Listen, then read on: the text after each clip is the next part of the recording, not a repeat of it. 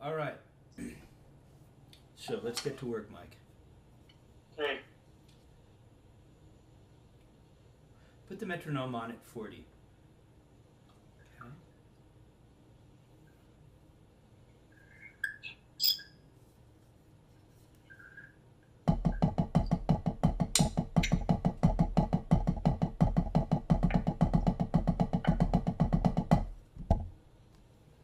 I'm sorry, Kevin.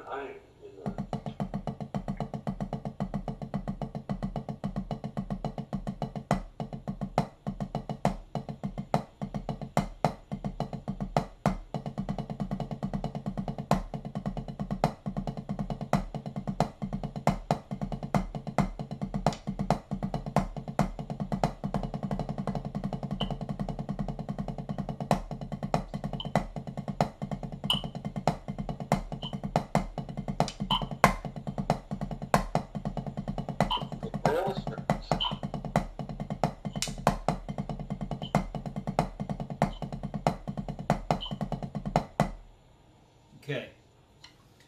So we're simply going to play.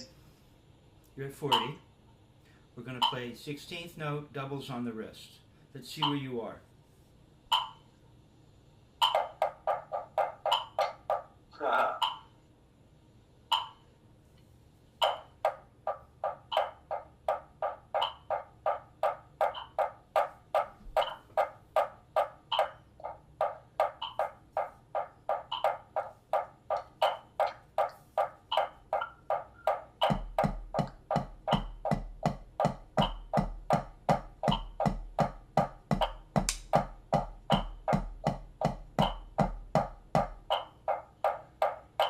Turn higher for me.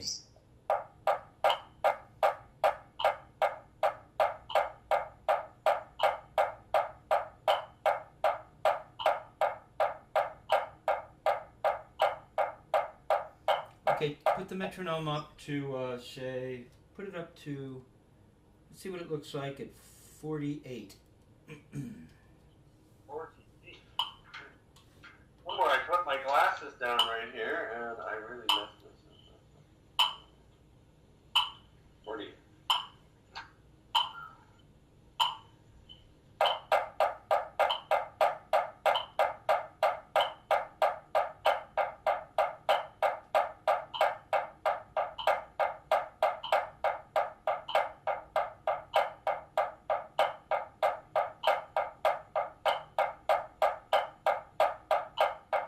Okay, put the metronome up to 54.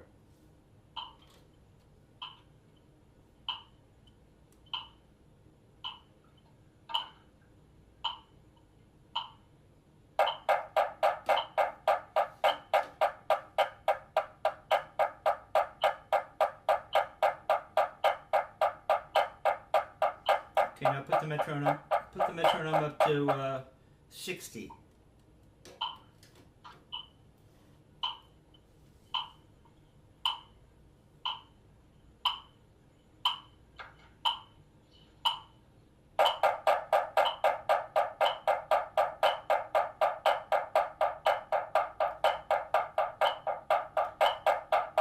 Okay, stop. Okay, now for the first time I see the arms starting to creep out.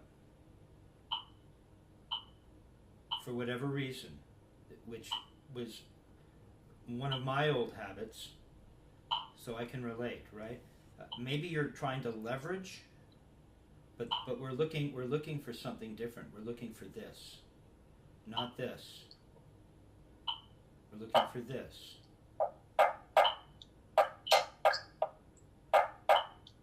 But you got to play in time.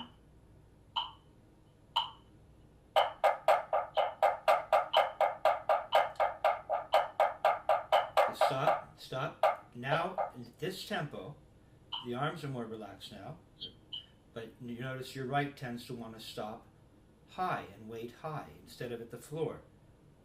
Half an inch or an inch, you decide. See the right? Want to put it down at the floor. Find the floor right now. There, that's where you're going to stop.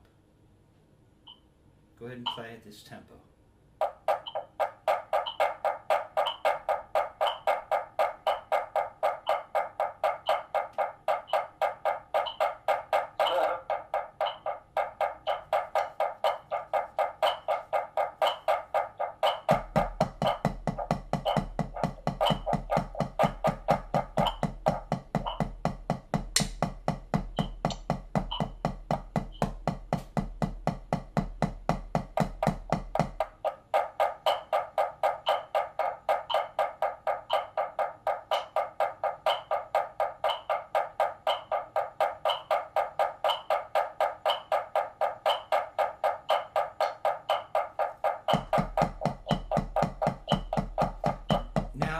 tempo, you can feel the stick's propensity to want to bounce. You can feel the potential there for rebounds. Take it up to 72.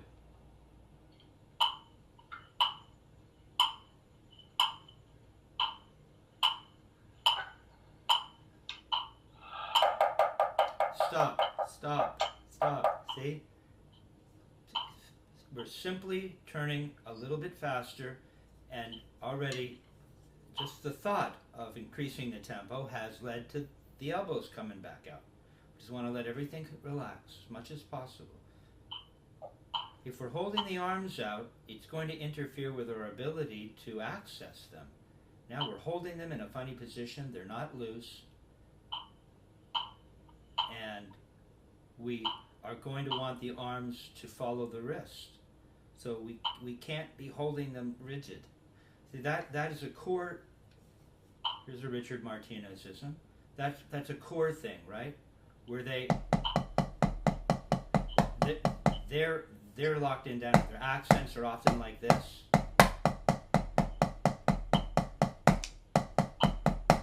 That's not what we're doing. We're trying to relax and let the arms hang loosely so we can access them.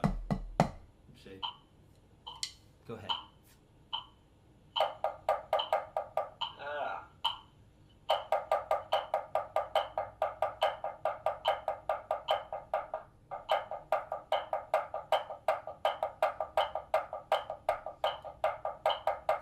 There you go. You see what you just... You want me on the wrist, right? Not on the rebound. Right. And so you caught yourself. Dick Wilson would say you want to see the knuckles turning down. Mike, you want to see the knuckles turning down. See? You'd see them turn twice each time. But at the floor. No. I'm not asking for any of that. I'm asking for you to turn your wrist here at the floor, not up in the air, here. See, because if we're up in the air and we decide that this is our floor after we thought we had decided that it was here, now when we want to make a throw, and remember when we make a throw we leave the bead in a fixed point as we go up. Now we're going up here. So we're so far away from the surface. See, when we do want to make a throw and go up, or want to make an upstroke, we want to be moving around this fixed point, not a fixed point here. Yeah, we need to be down here, or we're really going to interfere with your ability to, your efficiency. Go ahead.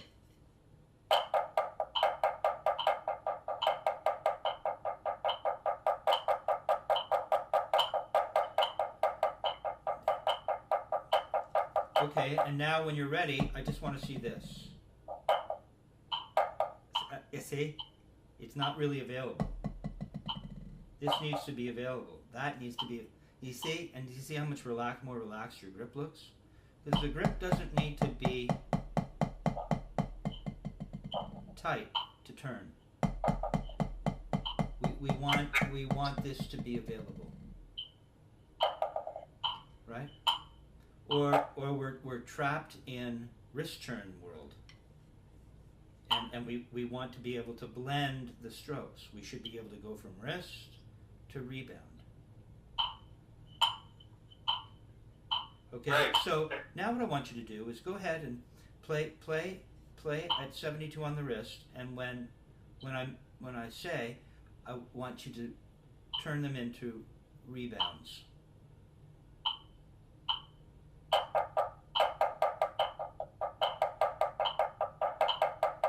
Okay, go ahead and turn those into rebounds.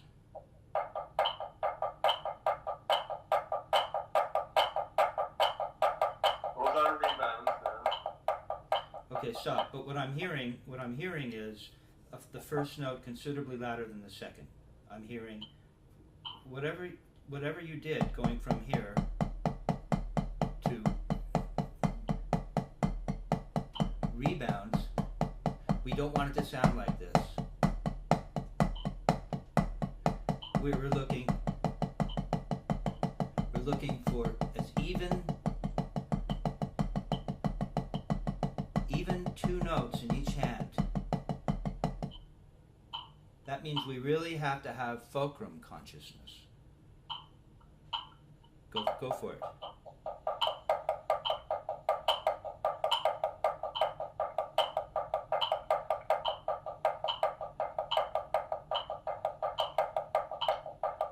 Okay, so now slow the metronome down to 60. Because what's interesting is, I think it was Murray Spivak that said,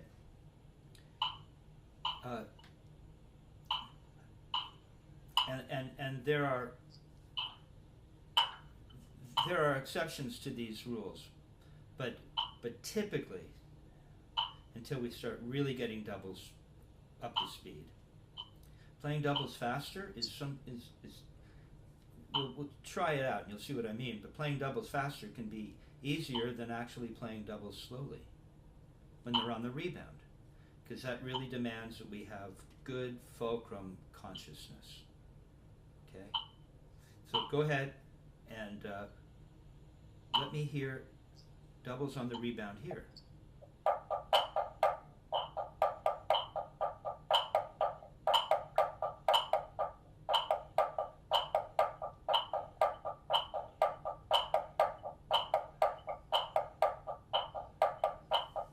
Okay, so let's try this. Let's just turn.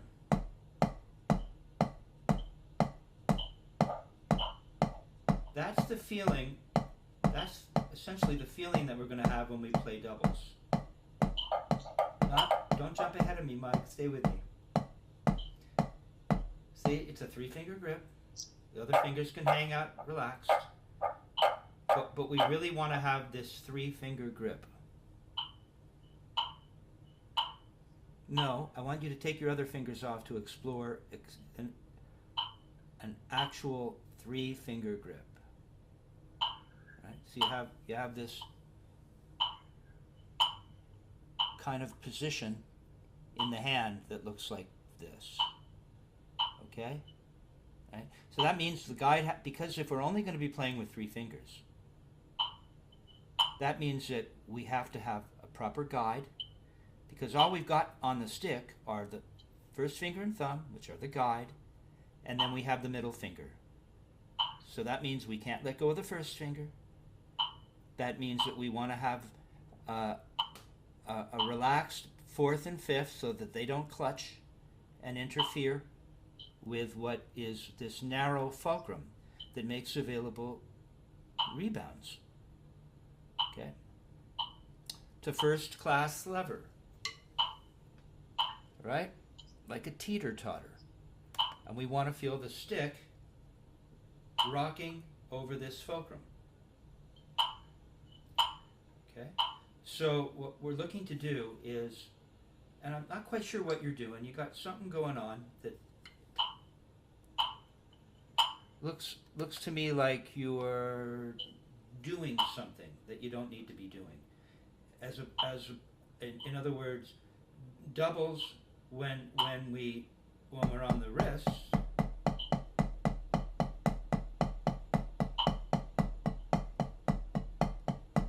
don't look that much different when you go to doubles. They do look different, but for whatever reason, as soon as you went to rebounds, it was like you were trying to throw. Not sure what you were doing, so that the first note got kind of loud, but there's not that big a change. And there may be even less of a change if we were to just turn at the speed that will eventually turn into doubles.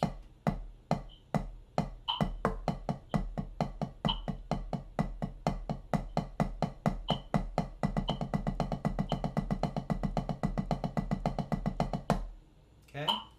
Go ahead and try that. Just turn for singles at the speed of doubles. Turn a little higher. No, the right can't be waiting up in the air. The right has to wait at this floor. Now you're going to do is let the stick bounce twice each time you land.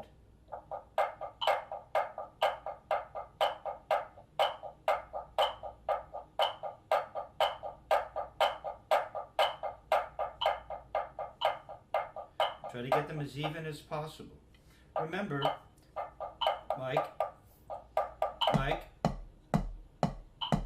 as we're playing singles, and we want them to become doubles,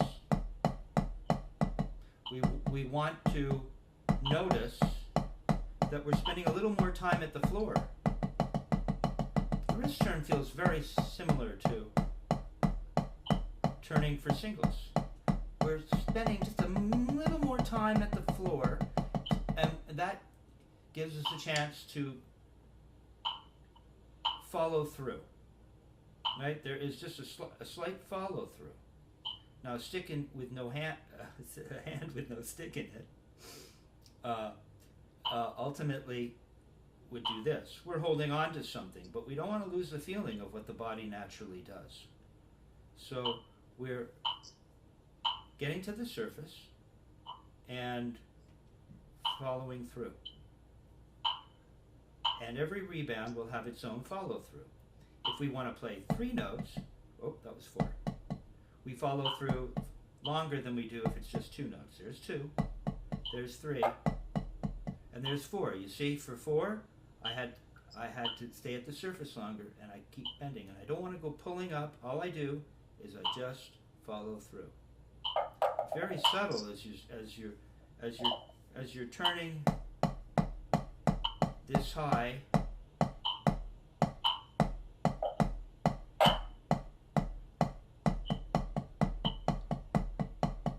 It's even less subtle at this speed. It happens more quickly, so it's more difficult to notice or to feel, perhaps. Okay, so let's try it. Let's try it at this speed. I think we're at 60. Now we're playing singles. We're trying not to ruin that 3-finger grip that's in place, so that we always have access to this. Right. That's it. Now do that again. Do that again. Just go like this. And bring it back up. Just do this, and bring it back up to the starting position. Bring it back up to the starting position. There. Now all we want is 2 of those. Give me 3. 4. Okay, 4. Now I just want 2. I just want 2 of those. 2? Yeah. There. See, that's all I'm asking for. Yeah. See, they're more available. See, that's what it feels like. You just want instead of 4, you just want 2. So you're not gonna spend as much time at the surface. When you accomplish the second rebound, you're gonna come back to the starting position like that. See, so see how important it is that you feel the stick rocking over the fulcrum. Go ahead and try that. You feel it rocking? You can feel it on the middle finger. You can feel it rocking through the first finger and thumb as well. It was Carlos Vega that talked about the fact that he thought that the fulcrum was somewhere in between the guide, which is the first finger and thumb, and the middle finger, which we call that the fulcrum. But it can be helpful to think of it somewhere in the middle. It really helps us define where that grip is. It's like a 3-point grip. You've got the first finger and thumb, which create the first 2 points, and then you have the middle finger, which creates the 3rd point. And perhaps somewhere in between there, you'll notice that this stick is rocking back and forth. That's a first-class lever. Go ahead and try it. See, that's better. So you don't have to do much. What are you really doing? The hand does this on its own if you were really relaxed and comfortable. All you have to do is turn your wrist, 1 note, 2 notes, 3 notes, 4 notes. So there's not much to do. But we have to adhere to certain principles, which means we're always recognizing the floor, because that's what we're coming back to. And we also always recognize this grip. We also have to recognize the relaxation of the arms, because if we hold them tight, now we're playing like a core drummer. Not that there's anything wrong. There's just a different use of the lever system. But it's not how we're using the lever system with this technique. So go ahead and try it. Back to singles or doubles? Nice, easy singles. Now all you're going to do is let it bounce for 2. You don't really do much. Just think 2.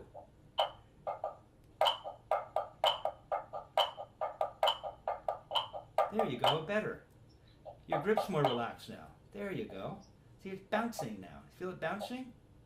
Now, how would we go and make a stroke? How would we make a, if we were to go from here, don't start to get the arms involved where you're doing this, where you start to do some kind of throw or an ersatz throw, or you're pumping with your arm. It's just this wrist turn, over and over, over and over.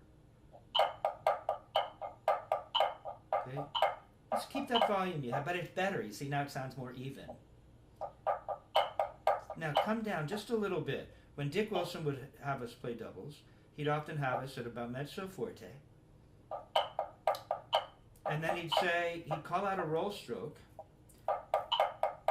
Now we don't want to go back to wrist. We just want, imagine if you needed 3 notes. What would it feel like? Go back and remind yourself.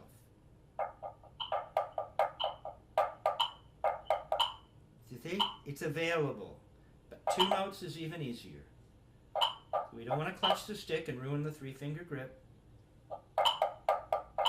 Might feel a little bit out of control, but it isn't. It's giving you more control. I know that grabbing on gives you the false impression that you have control. But that's not what we're looking for. Good. Now. So now if I were to ask you to play a 7-stroke roll, Dick would say 7-stroke roll and counting. Always make you count. 1, 2, 3, 4. 1, 2, 3, 4. 1, 2, 3, 4. 1, 2, 3. I didn't start. 1, 2, 3, 4. 1, 2, 3, 4. 1, 2. Okay, stop playing for a sec. And you're right. It seems as though you have a tendency to, instead of just playing doubles, you have a tendency to want to seem to throw. Well, a 7-stroke roll, that's going to really mess you up. You know, so if we're throwing for the first note in a 7-stroke roll in the right, it ain't going to be an upstroke. But I thought it was. See, it's an upstroke. It's not a throw. It's the opposite. It's the up that prepares for the throw. So it's really, again, there's the principles we have to follow, but there's really not much going on. All we're trying to do is 1, 2, 3, 4, 5, 6, 7. 1, 2, 3, 4, 5, 6, 7. See, it's an upstroke. Go ahead and try it.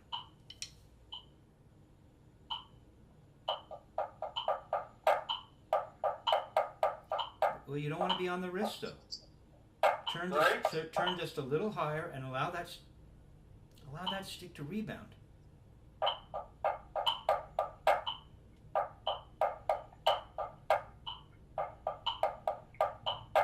Okay, good. Let's just do that the other way, and then we'll touch on this a little more.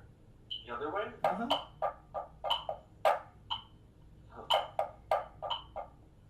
Okay, so it's better. Now let's take a look at this. Let's take a look at.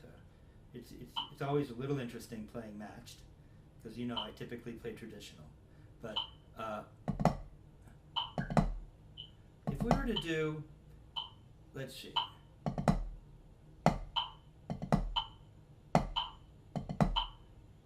I just want a flam one way. A flam one way. Yeah, and let's start it in the right. I showed you in my left. I challenged myself. A flam. So we want to do a flam one way.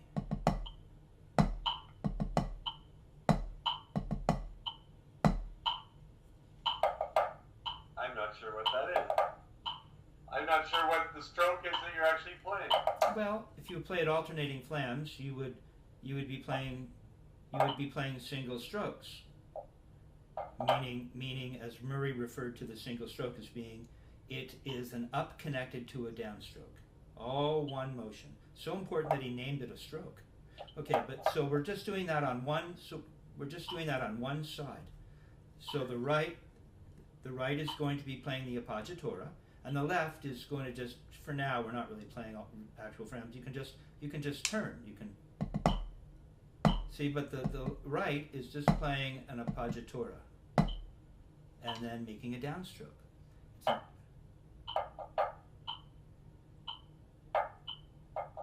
No, it's just give me a downstroke in the just give me a wrist turn in the left and an upstroke in the right. No.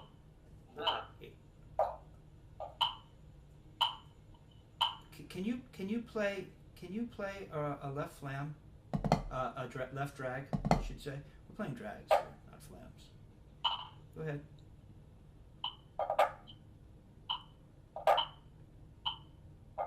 Okay. Now, can you in the right play that upstroke and then make it down? Nope. The left doesn't do anything else other than the one note. That's it. Do that again. Ba ba da, ba ba da, ba.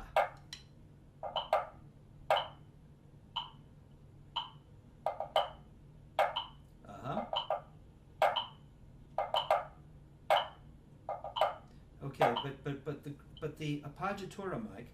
Let's just take a look at the right by itself. The appoggiatura is really just turning from parallel, right? Which we follow up for our downstroke. So we just want to turn forward. We don't need to turn to the ceiling, which gives us the opportunity. We don't have to. We can turn and come back to parallel. Look. We can play a little double. Yeah, but I'm asking you to follow it up. No, I want you to just turn from here. Just a quiet it's an appoggiatura. It's a grace note. It's not loud.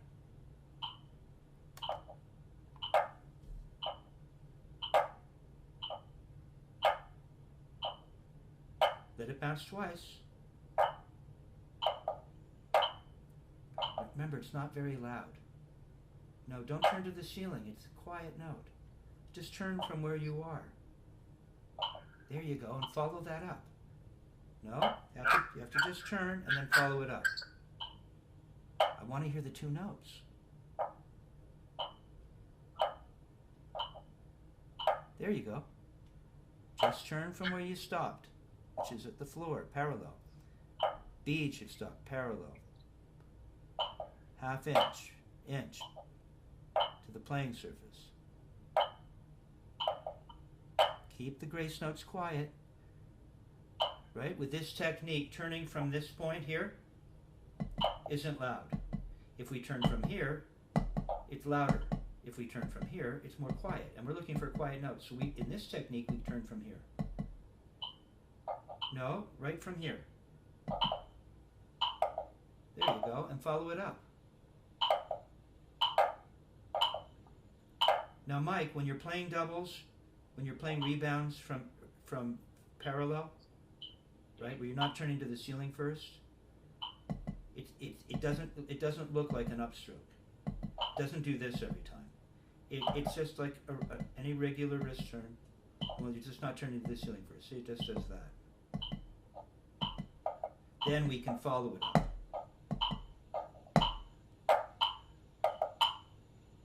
Good, but you got to come back to the floor. Boom, and then do it again, over and over. Two quiet notes. If you stop high, here again, here's another reason for not stopping here, because now, to play two quiet notes, you've got to come all the way back down, travel all this distance, which is going to give you too much volume. So you'll have no efficiency, and the quality of the stroke will have been lost, in that you'll have not the relationship between an appoggiatura and an accent.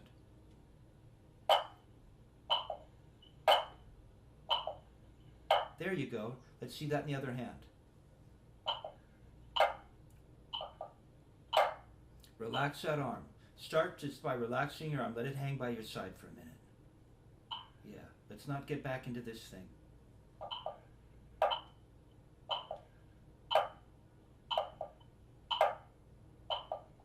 Okay, but remember, we're not playing in that, I'm using this as a reference now because I've set it up that way. But we're not playing like a chord drummer. We're not holding our arm down at the surface and then just turning our wrist. No, we're nice and relaxed so that everything's nice and flexible, so that when we want, we can simply follow that rebound up. And remember the little turn for the appoggiatura, if you were to turn over and over, it wouldn't look like an upstroke every time. So don't be fooled that an appoggiatura means you always do this. It does do this if you follow it up. There you go. Well, you're not turning from the floor though. You're kind of cheating. There, now follow that up.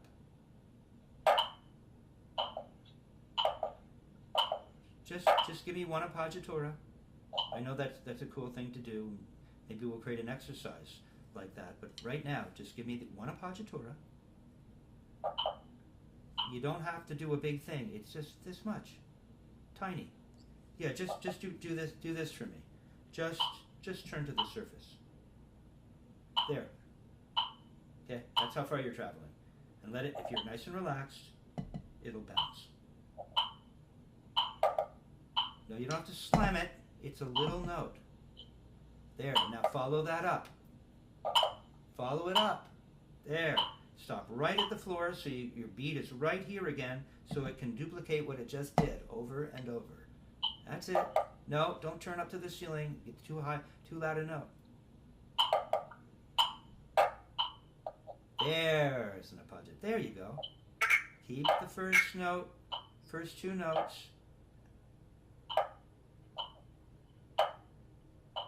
As an appoggiatura, meaning you're not turning up to the ceiling first, we're keeping them as grace notes. And then you play your accent. Okay, now you're starting to feel that, you see? So if you were to play a 7-stroke roll, let me see. Well, you're in the left now. So now why don't we keep it in the left?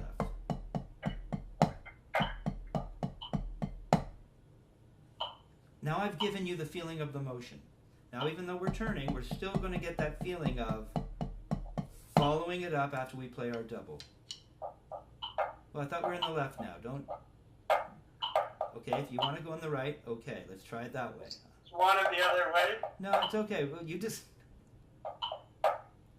Okay, we're just on the left, so we just want to go one way now. 7-stroke roll. And you want the left to be the one that makes the movement? Yes.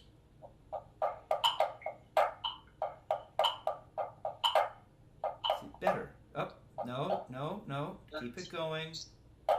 1, 2, 3, 4, and counting. 3, 4. 1, 2, 3. There it is. It's not bad. 1, 2, 3. Don't make the left upstroke a throw. Now follow that up. There you go. Better. See, your arms are kind of hanging by your side as you go on up. Everything is as relaxed as possible. Go the other way and let's try it the other way.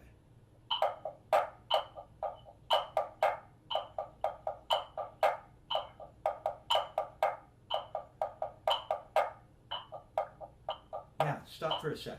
Your right is doing something just a little quirky. Remember, after we turn for 2 notes, or Dick would say it's like lifting a little 2-pound weight right here. Right? And what I see from you is this. You're going out to the arm. Beat seems to be landing in the middle. but you seem to be going sideways somehow. That would probably indicate you're leading with your arm in some way. All it is watch. It's just that little bend, and instead of coming back to parallel, we're going to follow it up. See, it's just going to follow it up straight. That's the puppet on a string metaphor. There you go. There you go. Don't go sideways. Go straight up. It's the watch. It's the elbow. It's the elbow that moves. Now I hate to mention this to you because now you're going to be elbow focused, elbow centric. But as we do this, watch. Look how subtle it is, Mike. It's just that. Okay, we want this to be nice and relaxed. The elbow pivots just ever so slightly. In its countervalence to allow the stick to maintain its proper angle. See? If we lead with the elbow, we end up with this. See, the angle of the stick changes? If we lead with the wrist, the stick stays the same. Straight up and down. That's what we're looking for. We're looking for this. Okay? Well, don't jump ahead on me now. I don't think that's going to help. Blowing it up. We've got you feeling it here at this volume. There, better. Don't go sideways. You go straight up, and the elbow goes sideways.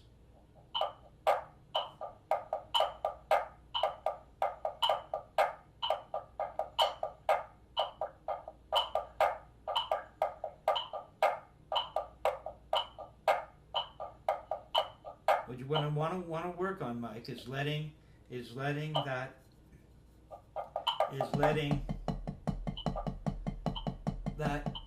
right elbow hang by your side, so you can get this.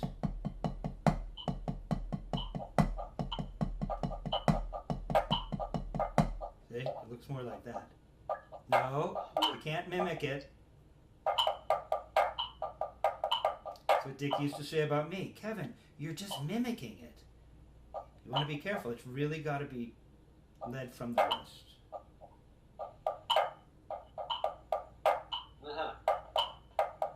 Okay, let's just do one more thing with regards to... Do it in your left. Let's take a look at your left, because I thought that it was maybe a little more relaxed. No, don't go sideways. 1, 2, 3, 4. 1, 2, 3. Remember, the appoggiatura is a very relaxed... In this case, I guess it isn't an appoggiatura. But it's that same feeling, the same motion that we're looking for.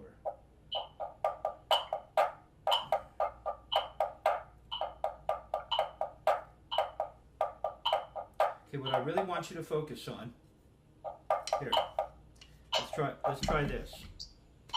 Hands on your legs. This is something that Dick Wilson gave to me.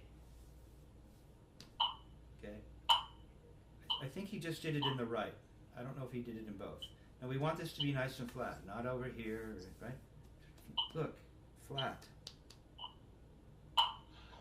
Right, back your hands up a little. Back your hands up a little bit. Now, Dick had me just lift a little 2-pound weight right here. Can you do that? There. With your fingers still touching? Yeah, that's right. Leave your fingers on your leg. That's it. There, better. I want you to go straight up though, not sideways. See, your elbow's moving a little. There, that's all it is. Now once you come up, just let the whole thing collapse. Yeah, there. Just stay the right though. But that's it. No, don't overdo it. It's just lifting a little 2-pound weight. No, don't. It doesn't feel like we're leveraging very much. Everything sort of happens. It's so subtle. Okay, so we're just coming up to here, and then, actually, the way Dick showed me, he just had me let everything fall. Yeah, but that means you have to just watch. Once you get to here, we're just going to let it fall. Try it. Better? You have to actually lift your fingertips off your leg as it falls. There. Just floats back down. Try it again. Okay. There. Now Dick said if you want to add some force, you can turn a little bit on the way down, but you don't want to add force from the shoulder or from the pumping of the forearm. We're just going to turn the wrist a little faster. Like that. You go on up. Right, like that. See, now your arm's nice and relaxed. Can you do that with a stick in your hand? Try. It would look like this. It's just going to do this. See? See how the elbow moves? But I'm going straight up, lifting a little 2-pound weight, and then I make a little motion, just as I did with no stick. Try it again. A little better. A little better. Better, yeah. Better, better, better. It's so subtle back here, I don't want to make too big a deal out of it. That'll start to work on its own more and more. Try it in the left. No, you just went, you just grabbed your entire arm. Remember, puppet on a string? I hate to use that analogy because it didn't help me. But once you start to get it, you'll realize, oh, that makes sense. The problem is, it's not a puppet on a string. It's really a lever system. More purely dissected, you realize that some of these analogies, although they can work. So put the stick down for just one more second, and let's just go over what it feels like to simply lift a little 2-pound weight. Now, at the lifting, right flat, keep it flat. See, I'm worried you're over on your side going sideways. Right on top. Now, the lifting of a 2-pound weight, this is where it gets kind of interesting, because the other way to think of it is you're just bending forward. But in a sense, the bending forward feels like you're lifting a 2-pound weight. So which is it? I don't know. There. See? Is the arm, pressure on your fingers? And no, I'm not. Good question. And no, I'm not changing the pressure on my fingers. And then I just lift my fingers away and turn as I fall, as I let my arm fall. Like that. Try it again. See, straight up. If it's going straight up, wouldn't this thumb go right up alongside the stick? It wouldn't go out sideways, or you'd have to have your stick angled sideways. Put your stick there for me.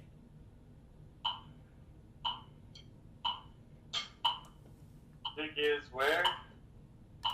Well, running along the side of your thumb, and and you need to have the stick perpendicular to the ground, so that we know we're going straight up. And then you're just going to see, mine's touching my hand.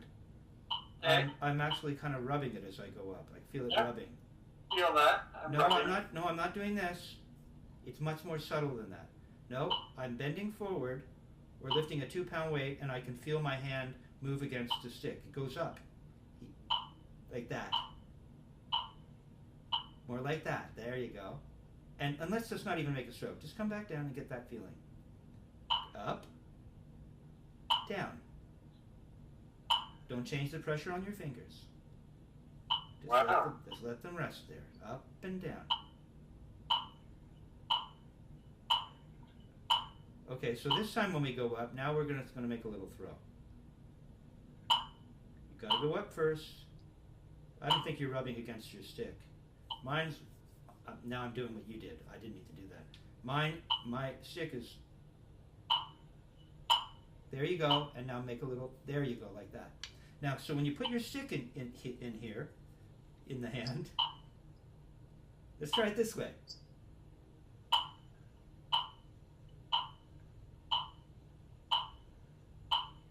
Okay, now we're just going to go up by lifting a 2-pound weight or bending forward.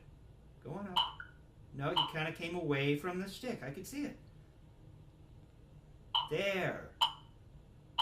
There. Better. Lift a little more. More. Keep bending. Look at my elbow. I don't know how you can. Doesn't that hurt?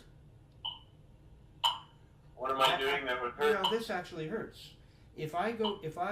Watch. Go ahead and hold your elbow against your side. and try to go up and keep the bead in a fixed position. Nope. Bead over the surface. Hold your elbow to your side. Get the floor. Hold it there. This is remedial. Now go on up. Higher. Come on, keep the bead. Come on, keep the bead right. Or no, you're lifting the bead because it's hot, right? Don't you feel it all tight here? Oh, that tightens up incredibly, yeah. Right in here and back in here. Now watch.